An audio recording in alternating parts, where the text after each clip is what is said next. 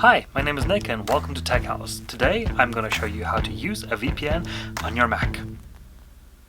This is an Intel machine, and over here is the Apple-based silicon, and I'm happy to say that the app works exactly the same on both machines, because currently, as of writing this video, none of the VPNs out there release a specific app for the new Mac. But be sure to check out the description, because as soon as I do, I'm going to make an update. I'm also going to include all the links to deals and offers that I found, so if you don't yet have ExpressVPN, there's going to be some deals for you there.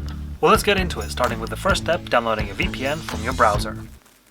To download the app, you're going to have to click on My Account, and from there you're going to see Set up ExpressVPN on a Mac, Download for Mac, or also over here, Set up your devices, and then you have Mac over there. From here, both of these links are going to lead you to the download page where you can press download and download the package. From there, just press continue a couple of times and hit install. At this stage, it's also now important to copy your activation code so that we can use it for when the app is installed. So we paste our activation code and we sign in. It asks us if you want to launch it on startup, and that's useful if you want to use your VPN as a daily driver. Next, it asks us if you want to send ExpressVPN additional information, and I will just hit no, and here we are. This is the app. All you gotta do is press this one button and wait for it to connect, and once it's connected, you're good to go. That's it. That's how easy it is to install and use a VPN. Now, let's get into the technical details.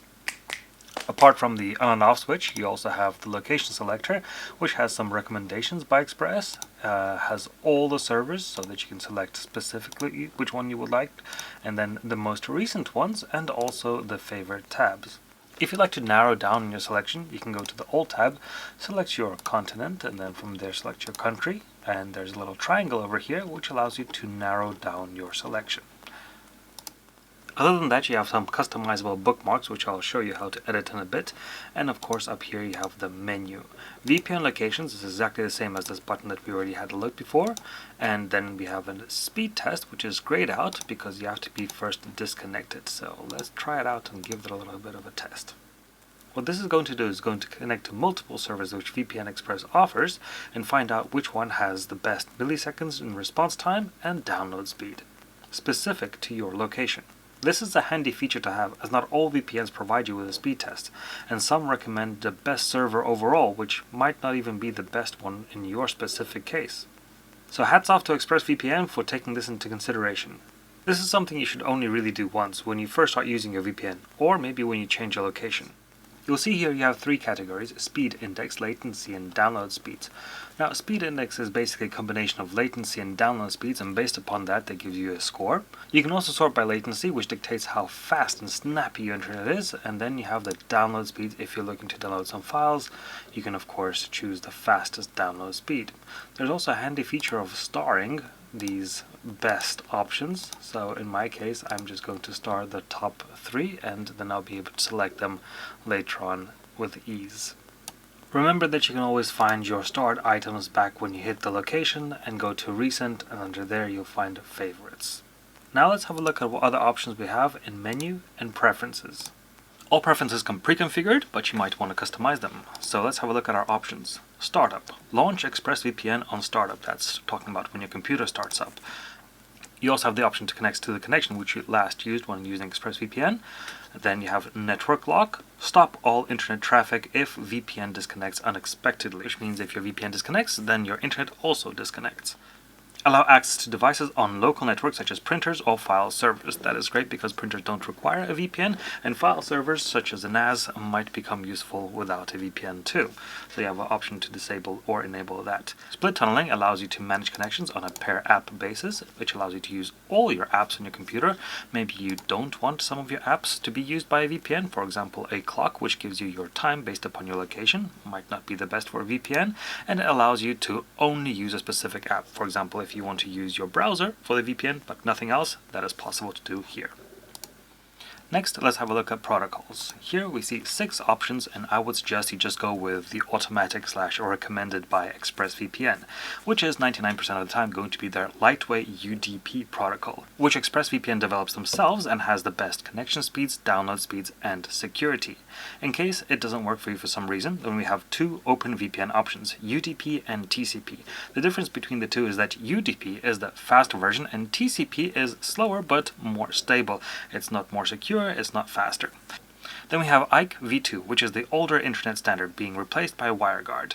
Now, ExpressVPN chose not to use WireGuard technology, even though it's very promising. At the moment, it's not so secure, even though it provides faster download speeds. So if you want the best download speeds, regardless of security, I would suggest going with NordVPN. But if you want the best security, ExpressVPN is definitely the option to go with. Then we have L2TP/IPsec. This option you really would never want to use unless all the other options for some reason do not work. Next, in the Account tab, you can see more information about your subscription and the ability to sign out. Moving on to shortcuts, as I told you in the beginning of the video, I'll show you how to customize them. In order to see them, you need to be connected. Here you have a maximum of 5 slots where you can add or remove apps or websites.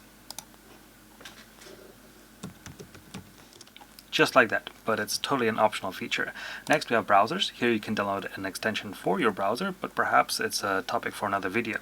And in the Advanced tab, here we have Help Improve ExpressVPN, same option we saw at the beginning, which we chose to disable. IPv6 leak protection. Most of the internet uses IPv4 still until today, so most likely you're not going to use this feature, but just to be sure, you can leave it on.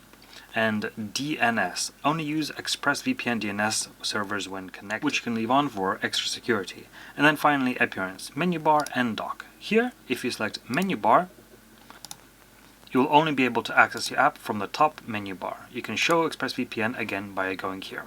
And then bring it back by going Menu, Preferences, Advanced, and Menu Bar and Dock. And that's about it. In just under about 7 minutes, we've covered everything there is to know about ExpressVPN on your Mac. If you don't yet have ExpressVPN, I highly recommend you check out the links in the description below because I update them regularly with the best offers I could find. Also, if you think of getting the best speed available, then consider NordVPN, also links in the description below. And if you're looking for the cheapest VPN, the most budget-friendly, then Surfshark is also definitely a great option, all of which I made videos on in this channel. So check those out, and until then, cheers. Thanks for watching.